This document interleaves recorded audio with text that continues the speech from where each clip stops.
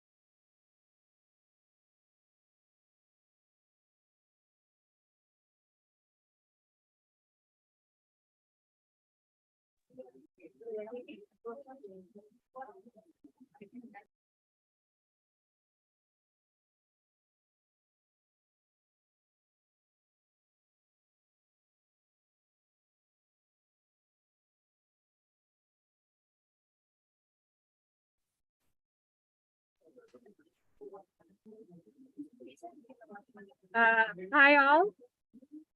Oh, I had a microphone and I lost it. I'm going to introduce you and go get my microphone. For those of you who haven't been here through the rest of the morning, this is our third Q&A. It's been very lively discussion. We're here live with a bunch of students here from the University of Sonora. We're all very excited and we have some questions here for all of you. I wanted to get started. We have Alma and Dana and Sabina. Hopefully all of you had a chance to watch their wonderful video. It was very cool to see how you all interacted while you were going through it.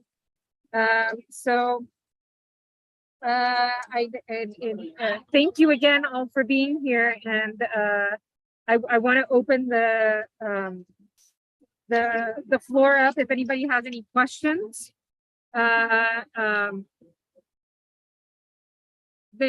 or if not, I can go and go grab my computer and get a couple of questions as well. Does anybody have any questions that they want to bring up before I get started?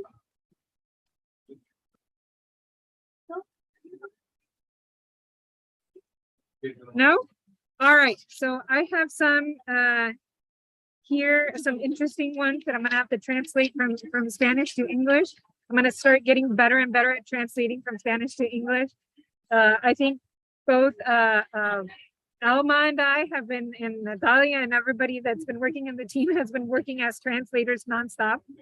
It was not our intention to be translators. We also have a wonderful team from Turkey that has been translating so much of the things, and Razieh from Iran has been translating to Farsi. So we're very, very thankful for that. And so I'm going to try to translate this on the go. If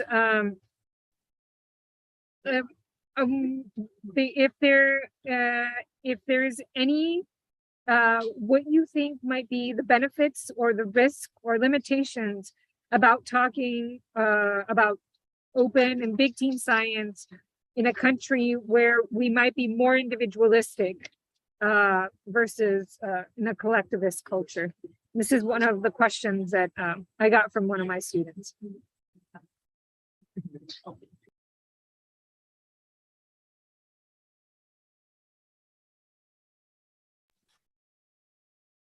Just jump in, whoever feels.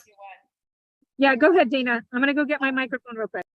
Yeah, so I was just going to say, I mean, I'm currently working in more of a collectivistic culture, so originating from more of an individualistic culture, but for the last decade operating in more of a collectivistic culture. So from that perspective, I feel like there's perhaps less hindrance to large team science initiatives because people are more likely to be more inclusive and be okay with larger teams and things like that. Now, some of the incentives at the local university, of course, are going to be more similar to what you would see in some Western countries in terms of annual reviews and assessment and things like that. But from my perspective, I have found, at least in East Africa, one thing that's been very encouraging to me from like the Team Science Initiative is that people are much more likely to work in larger interdisciplinary teams. So my university has emphasized that a lot in terms of various grants and funding opportunities that come up.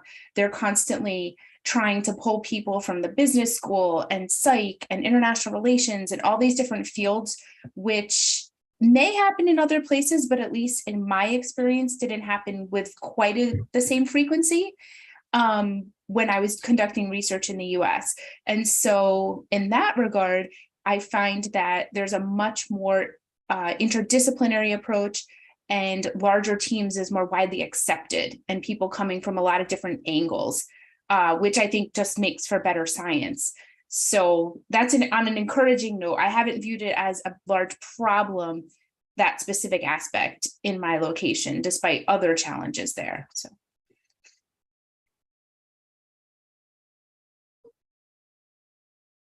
Alma, Sabrina, do you have any?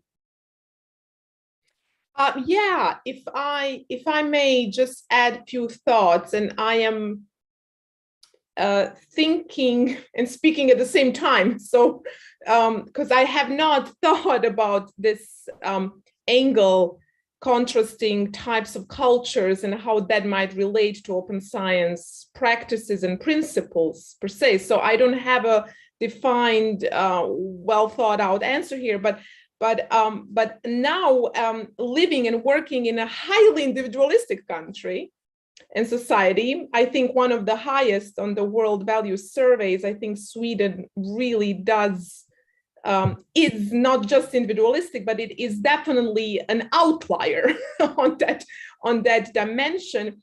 Again, my experience here is very limited, so my answer might be, as I said, not comprehensive or legitimate or valid at all.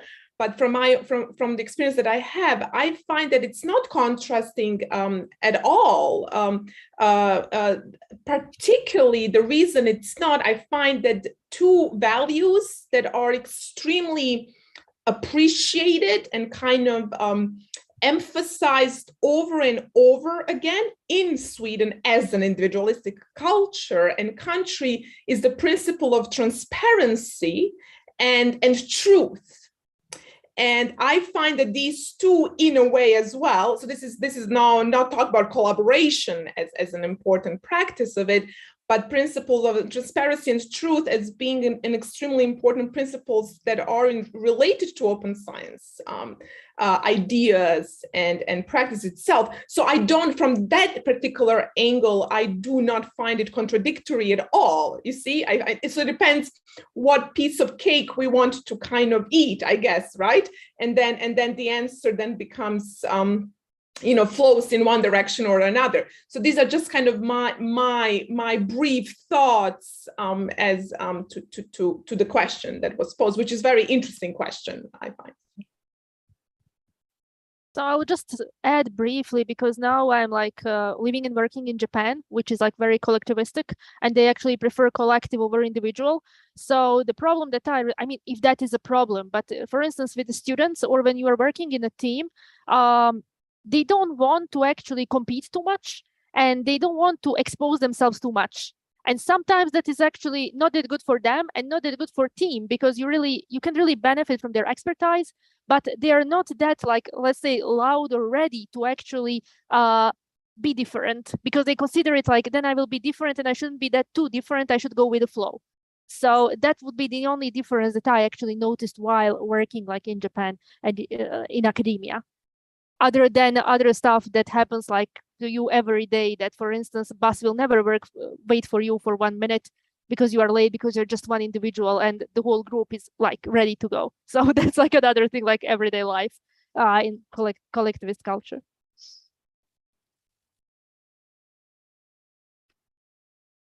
Yeah, thank you. I think it was not my question, and while I was reading it, while translating it from Spanish to English, I was like, that's not even like something that I even thought about. Like how, like we're thinking of big team science, and we're thinking, okay, we're going to do things collectively.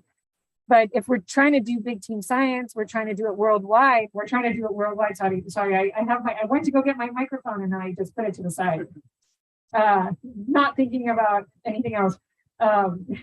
So I'm just carrying something without use.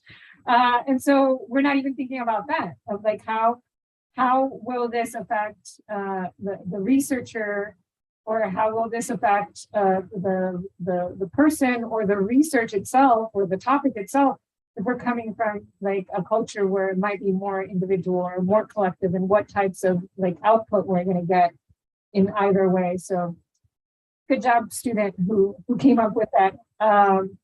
There's another question from, I don't know if any of you want to add another. I was just going to add one small thing, I guess something that could be interesting to look at, because I had never thought about that either. It was a really interesting question. There's a lot of talk about authorship issues in the larger these teams get, and there's many people out there that have written much more intelligent things on that topic than I would have to say. And so you can check out some of those pieces, but there's just a lot of authorship issues that arise. We've encountered some of them at the PSA, but it could be interesting to look at, like, just some of those authorship discrepancies or not scandals, but that's not the right word, but challenges that come up. I was trying to think of the best word to say that, but some of the challenges that come up, do they come up more when it's individualistic authors, like fighting for those top places in the list, or is it, and do you see less of that in collectivistic cultures? And I don't know the answer to that. I'd just be something for us to think about moving forward in terms of how does that play into authorship, because that's definitely something getting more press of how to tackle all of that as these teams get larger and larger. Yeah. And if I just may add, now that this discussion is ongoing, and I'll be brief, but when we think about not just open science, but when we think about research, right, and research environment and productivity, we really have to admit to a certain extent that very specific traits and values are being preferred, right, and desired for. And whether we like to admit it or not, these values and traits are, in a way, strongly associated more with individualistic cultures, from being assertive and to being independent, to kind of pushing through and piling through on your own. So it's really, in a way, it is in a way disfavoring maybe, people and individuals and scholars who might come to this world with different set of values and different set of traits, personality traits as well, that have not been facilitated or that have been quieted down under certain conditions and in certain societal upbringings, right? So it's really one could even argue that it's even an added challenge, right? To succeed and prevail and be successful and whatever, not, independent of how we define success, but to really kind of sustain oneself coming from a different, in this case, collectivistic, right, cultures. So this is kind of, on top of it, I could easily add a gender as well as another dimension that is really now independent of types of cultures, right? Where research practices are in a way favoring certain more typical male traits, right? When Dana was talking about authorships, it is not uncommon that women would take a back seat, even though, whereas in the same situation, maybe men would not, not to blame one or the other, but just to kind of observe that these are all subtle issues that creep in, in this process, right? And then we kind of have to make ourselves aware and not engage in a blame game, but really engage more in an awareness practice game, and then that will then lead to change, right? And addressing of these specific challenges. Yeah, I keep not using my microphone. I'm not used to it. I think it does bring a lot of things that we didn't really think about, of other systemic issues that we don't really, don't come up until there's 4 women that either come from or live in low middle income countries that we're like, oh yeah, we didn't even think about that, but that's an issue. So I think since this whole talk is about challenges that we faced, and even when we were talking at the beginning, introducing ourselves, even some of us come from privilege within those challenges. I come from Mexico, but I'm second generation academic, and that opened a lot of doors. And I struggled a lot to get to where I'm from. I can't even think of people that we have students here from Cuba that left their families behind, and it wasn't until not so long ago they didn't see one of them didn't see their kid for a year and a half, their 2-year-old. And so there's systemic things that you don't even think about, of how do we even do research with all the other things that are coming around us. And so one of the things that another question from a student that I think is really good, he wrote it in English, so I don't have to translate in my head, which I would be the worst translator in the world. But one of the things that are the challenges, it was kind of brought up in the last one, was about topics. One of our challenges is, I think Chris, somebody from our last panel brought up that was very smart, was how do we're choosing topics that are, although they're very important for psychology, they might not be very relevant to many of our countries. So his question is how would you prioritize, or how would priority be achieved on research topics, considering the realities and therefore the interests of addressing local research phenomena or problems that are different in the global north and the global south? And I know I hear the questions and I'm it's a hard question, but I think we can start to slowly kind of tease things out from here.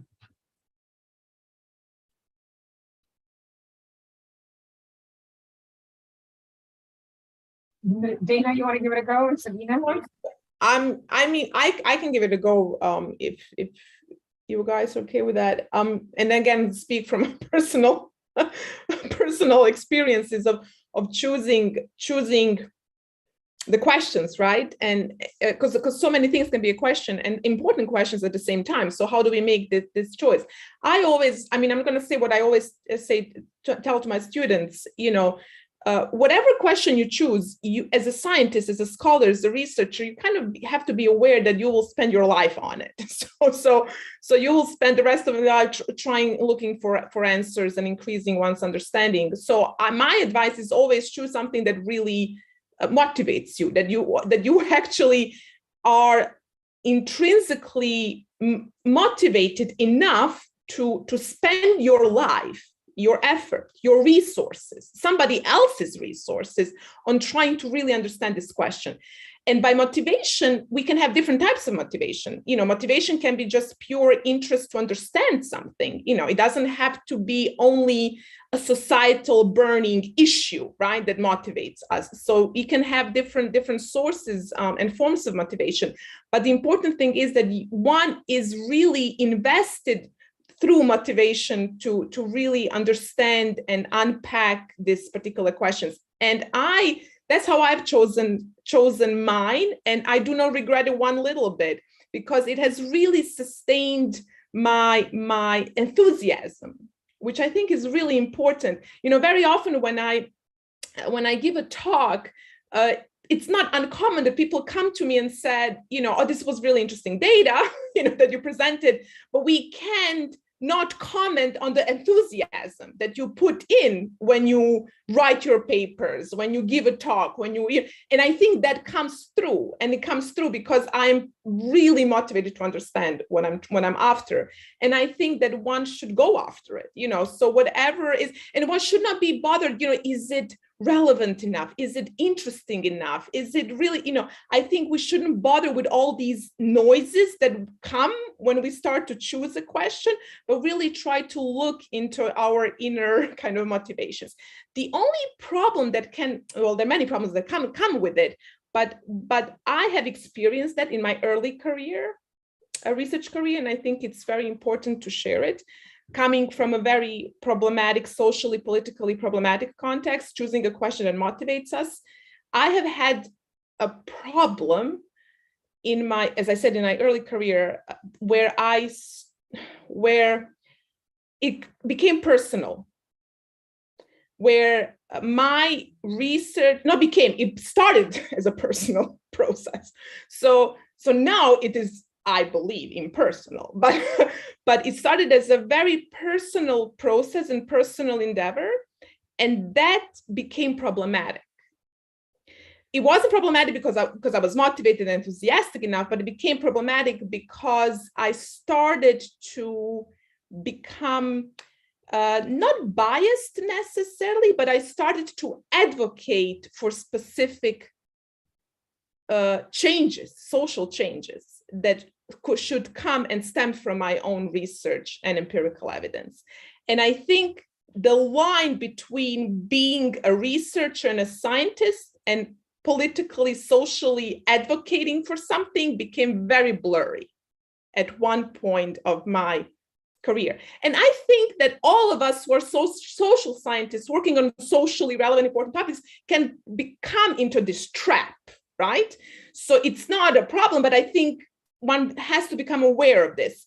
And I was lucky enough to be surrounded by more senior scholars and researchers who saw that, who saw it and who started to correct. It started with my writing, completely unconscious, completely. It wasn't a conscious process. I was like, this should be done, this, and they should do this, and we should do that, and the society should look like this. And I'm like, and my colleagues, this is important to collaborate. Never work alone, and my colleagues then like, what is this? Like, are we writing, a piece for New York Times, or are we writing a piece for JPSP? And I'm like, my God, I was not even aware, just the language itself. And then I started to unpack it and really this is not a self-criticism, but it's just like a self-awareness that I always try to share with others who work on similar or personally invested topics. And I think it's very, very important to become aware of that blurriness of that line, and to really try to step back, because we should not forget that we are primarily researchers and scholars who are trying to understand what is happening, who are trying to come closer to the truth. And we should not necessarily always be advocates, which is so easy to become when we work on such topics that we work. So this was just sort of like, I hope now that I have grown a little bit, that I have matured and learned, and that I am as unbiased as one can be. Obviously, we all have, or objective as one can be, but it was something that I was in a trap in my early career stage.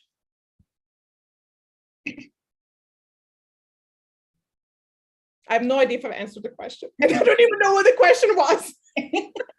Sorry.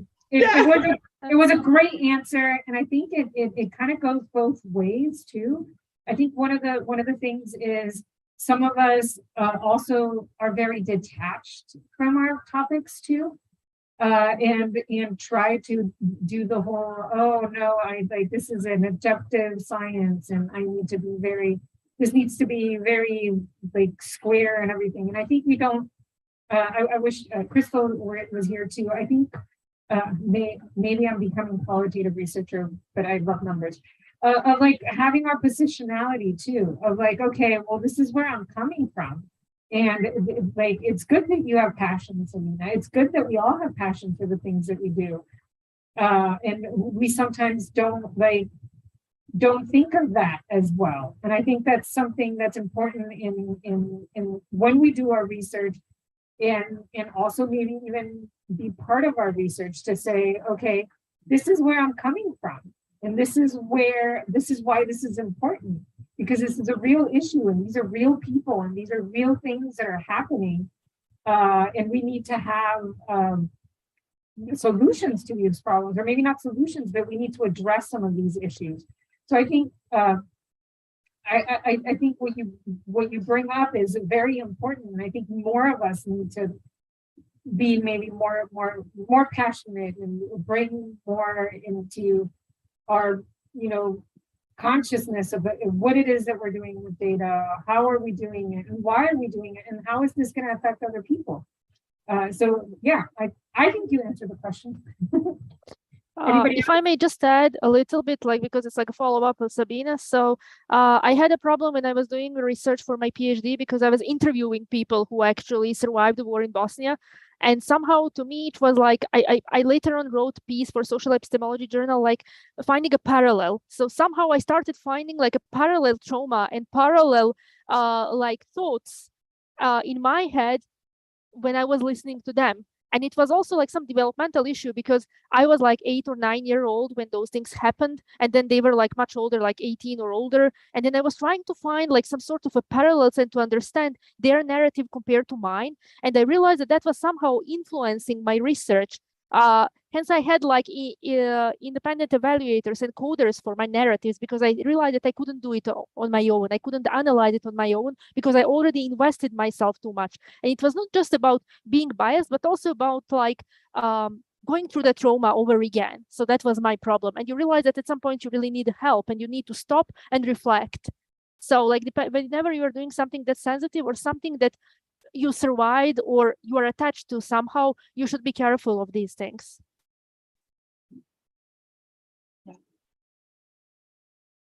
And if it's okay, I have just 2 points to add to that. Thank you both so much for sharing that, because I think that concept of the personal reflection that we all need, like I really, really appreciate your responses. The 2 things I was going to add to making the research questions more relevant to the local culture were, one was, we've historically had this problem where we have like these findings in Western countries that we're trying to like export to other locations and see if they replicate, because we want to be generalizable, and it's not the worst thing in the world, but we don't have the bidirectionality, and that's why the questions aren't relevant. And so I know some of you are familiar with Adeyemi Adetula, who I think was speaking at this workshop as well. And he is originally from Nigeria, but is currently leading a project trying to look at the reverse of that. Look at what are some findings that have been established across the African continent, and getting input from local researchers there in terms of which things do they find most relevant, and trying to export that to see, does it replicate in Europe or in the US and other Western locations? And I haven't seen a lot of projects take that approach. And so I would like to see, you know, more projects that look at that. What are some really interesting findings that are relevant and originated from, you know, South America and Southeast Asia and the Middle East, and, you know, do they generalize to other populations rather than just always having things go one direction? So that's one way to help with this, and that, but of course that involves getting these large team science initiatives on board to value that and see how important that is. The other thing that came to mind was, this is more of like systemic and more institutional or government, and obviously we all can't control all those policies at our places or in our countries where we're residing. But one thing that has impacted me a lot in terms of like the IRB processes are a lot newer in Kenya than other places where I've lived, and that brings its own challenges and hurdles. But one of the benefits is that in our institutional like documentation as they were creating IRB actually talks about how you won't get IRBs approved if they don't have some sort of community benefit. So this idea of like, they actually use the wording that, you know, the project, like it won't even probably get approval if the project is just for knowledge gain.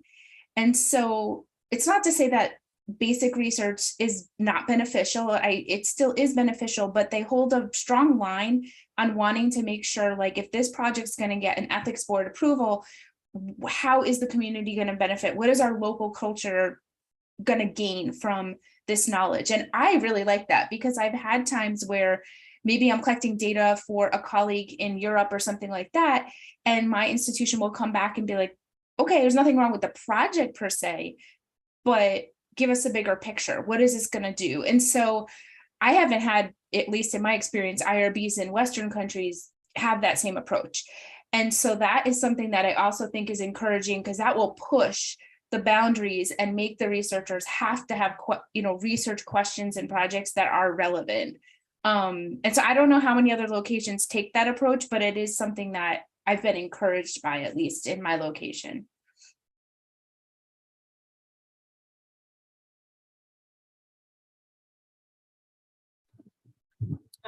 Yeah, I think all of those things are very good answers to the question. And I think it's something that needs to be done, I feel like, a little bit more from almost anywhere. Our ethics here in Mexico is also fairly new, and more than and we can talk about a bunch about that. It's something that I tell my students back here all the time. I'm like, it's very difficult for them to get it approved. It needs to be approved, like their personal projects, not personal, but like their PhD projects.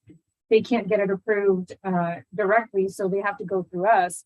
And we talked about before in prior panels about like ethics within like open science, of like there has been, and it is not unheard of like professors taking students' data and then publishing it themselves and not giving credit. And so there's a lot of like, or just there was one instance of like just taking theses and then publishing as books, like student theses, and publishing his book and getting all the credit for it. So I think that these are challenges and things that we don't think about either, of like, how do we deal with ethics and IRB. There's projects here within PSA that we've tried to get through, and it took me almost like 9 months to get approval, and I almost couldn't get the project running because it was almost out of time.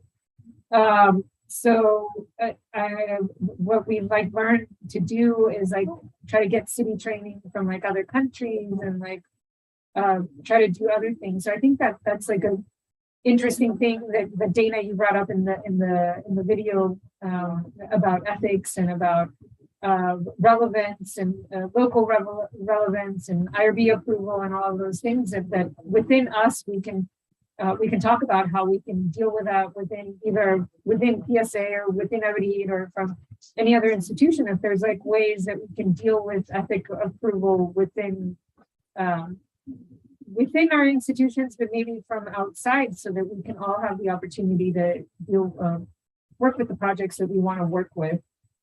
So these are all like very great points. I want to bring up maybe another question, but I don't know if anybody else has another question before I take all the space. There's something on chat here. Yeah, Natalia. Hi. I'm not sure if I comment or question, but it's just that I've been seeing a lot of similarities between victim science and cultural psychology, or cross-cultural psychology more recently, so that these decisions that we have to take about how to approach the community and whether the research, ethical decisions about the research, that the research should benefit the community, especially when we deal with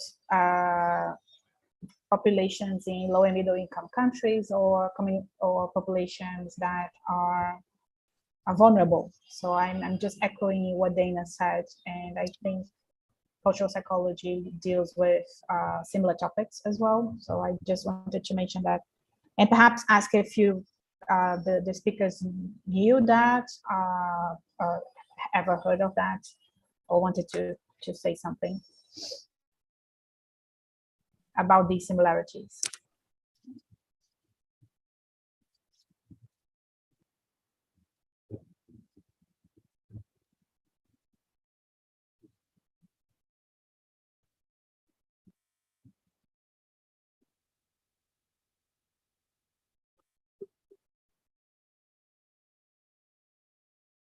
Wants to start, whoever. I don't know if I've necessarily like sat down and looked at like, okay, what are the similarities and differences? I guess one thing I've been struck by though in reading some of the like really early readings from the 1970s of like when the International Association for Cross-Cultural Psych started, I was impressed by how much more like inclusive they were at that time compared to a lot of other psychological societies. So that was just one thing that sort of looking at the evolution of the different societies, and some are still not very inclusive or diverse at all in 2022. But that was just something that was interesting to me, like when they first started and were developing that society, and then the journal that came out of it and all of that. I thought, wow, they were really ahead of their time. But nowadays, like other societies are trying to do some of the things that area, at least to me, seemed like they were doing decades prior. And I don't know if it was just like ignored or people didn't know about it or what. But that's something that has recently struck me about where we're currently at. So.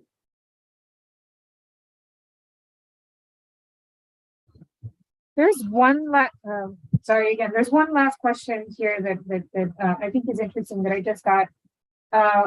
There's one big movement that's coming out of Mexico right now of like they call it social retribution, which is not just what Dana was talking about you know, just giving back to the community and like how does it impact the community, but also sharing knowledge and sharing data and like doing outreach events, doing podcasts, going on to radio, TikToks, or whatever, all of those things.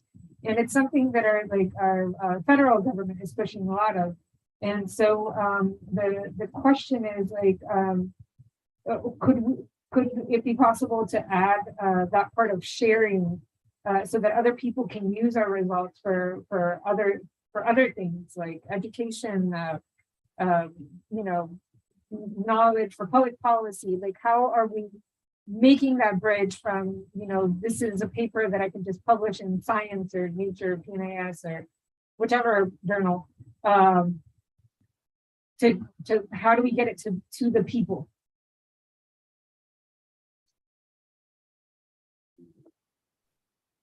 Yeah, I can just start a bit on that.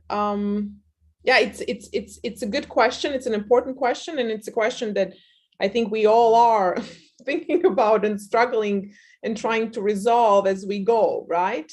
And as we live through this process and this life, how do we make this useful and applicable, and how do we popularize this in meaningful ways, right? And this as well has been my personal question as well. Like I for a long time, and I still do actually, I would lie if I would not admit that, I still do think that I almost should and have to, use my research, use the science, and make this world a better place, right?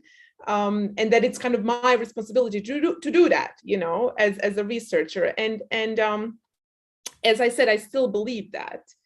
But I have met equally many great people who don't share this view, who basically, many great scholars, many great scientists who basically have challenged this, my personal perspective and position on this, who basically said, we shouldn't do it all and we can do it all. Our goal, our purpose is not to create policies and implement policies and evaluate policies and design programs and bring about peace, and because that's the field I work on. Ours is to do good science and good research, right? And produce evidence that is going to bring us closer to the truth, to a better world. But it's not our role to make this world a better place, you see. So I am, as I said, this is to say that there's obviously, we don't share all, we don't have the same or shared understanding of our role, right? But those that I'm a part of still, I admit it. This is the question we grapple with, right? So how do we do this, right? The one question is, should we do it? That's one question. But once we decide yes, we should, and once we kind of join this camp, then how do we do this?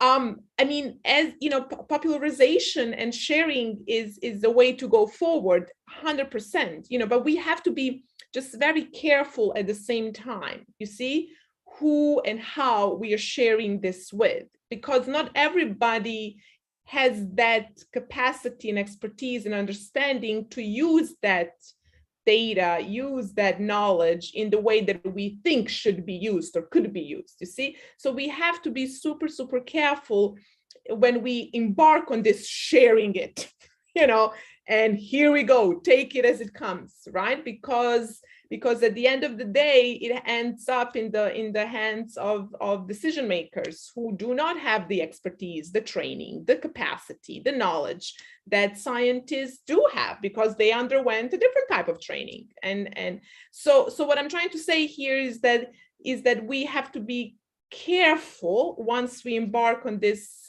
sharing road, and implementation road. And I myself have also, because had some really not bad experiences, but experiences that have taught me in retrospect that there is this whole world of governmental and non-governmental organizations and this whole world called civil society who don't know what they're doing and how to do things, even though they have often good intentions, right? So this is something that we have to be very, very, very careful with if we decide that our role should be that as well. But I think it's equally fine not to have the double role and two hats. It's equally okay and not less worthy if we decide just to remain researchers who are committed to understanding a question. in a transparent, objective, and meaningful way. Yeah, if I may add just briefly, actually, as I mentioned, my interviews, actually, I simply couldn't be in the double role because I'm not trained as a psychotherapist and my role was not a psychotherapist. So it was more about what to do now when my participants start crying. So I realized that I'm somehow re-traumatizing him or her. I had to stop. So that was the only thing to do. But what I learned from that was that to value psychotherapy and also possibilities of free psychotherapy in my country, because I realized how much we need it and how many people actually needed it and how much actually I needed it after that. So I mean, but I couldn't simply be in a double role because first of all, I don't have that education, and second, I was just a researcher. I wasn't there actually to treat their trauma. And also in terms of like sharing data, this is really hard because this was mixed methods and these were like qualitative interviews that were later on coded, but still like it is really hard to actually share this, and you have to be very, very careful, and you also have to be very careful with informed consent and everything else prior to your research. Because those are very sensitive issues and you have to be aware. And somehow I always think that PhD students, if they want to do this research, this type of research, they should somehow go through certain training to learn what to do in these cases, like when your participants start to cry, when your participant can't somehow talk anymore and other stuff. So I think that, and also how to protect yourself from all of these emotions, regardless of whether you were like survivor of the same trauma or not. It affects you. Yeah, that you both bring up really, really good issues. I wanted to kind of mirror what Sabina was saying. I think there's, especially right now, that there's like TikTok and Facebook and all of these things that like science gets funneled through this horrible, like, I don't even know who comes up with like, we're going to say one thing and then it just gets transferred into like this whole other thing. There's a lot of, I think it's This Week Tonight that had a whole thing about oxytocin and the hugging and all of that. I recommend you watch the episode of it. And it was more about like scientific communication, like how do we communicate science and ensure that it actually, like the message, instead of saying like this may and some people, it doesn't become like everybody needs to have 8 hugs every day so that you can be happy. Again, we're talking about cultural differences and all of these kinds of things. And I think also Alma brings up a really, really good point. We're all students, and there are things like when I do stress research. And when I was a graduate student, but I was in the United States, we had to do flyers, and we had to have the numbers for like the psychological. They had a clinical program there, and so if anything happened to any of the participants, we would send them to the clinical program so that they would get the help that they needed. But that's not something that we have everywhere. And so, like, what do we do? Like, how do we deal with that? And it is a huge, and it's not our responsibility. And then, are we not supposed to study stress or trauma or mental health in our countries? And so, it's something that we really need to grapple with. And I wanted. I thank you, all of you, for staying a little bit longer. I wanted to give Dana some time to answer and then let you all go because we're way past our time, but this has been a really great conversation. I wish we had a lot more time. Yeah, for me, I don't have too much to add at all. I just think, what was already emphasized too is if someone does, as Sabina was saying, if someone does decide like that dual role is something they want to engage in, coming back to training and thinking thoughtfully through that, because I think a lot of times historically we haven't been trained as academics or researchers of how to share our research with those who are more involved in public policy. And that's something I wasn't ever taught. And so, but I've been seeing like Association for Psychological Science and some organizations are now starting to have a lot more articles or pieces of their, monthly publications that come out that are devoted to public policy and those kinds of things. And sometimes I read those to just sort of inform or teach myself, like, how are people navigating that? And so I guess I would encourage, if it's a student, wondering, like, find some of those pieces, talk to some of those people who have done it well, not the ones who have not done it well, but look at some of those academics out there who have done it well, because there are some of them, and learning from them, if that's something that they do feel like they're going to engage in, because I've seen the younger generation starting to value that a bit more and putting the time in to see how to do that well, so there's not as much misinformation out there. But it is certainly a very tricky thing with all the mediums that we can get information from these days, for sure. Thank you. It is an art form to do that. It really is. It's hard. And like not misinterpreting findings, and then taking something really small and making it something really big. And it's like, no, that is the effect size of like 0.1. Like, don't do that. So with that, I'd like to thank each and one of you. Like, your video was great. We really appreciate all the time that you put into this. Hopefully we can slowly start eating at all of those challenges, and we can make the open science and big team science better. Hope to see you all again and again. Thank you so much. We really appreciate it. Have a wonderful day, night. I know it's really late for Dana and for Sabrina and for Alma. But we really appreciate you, and thank you for sharing your time.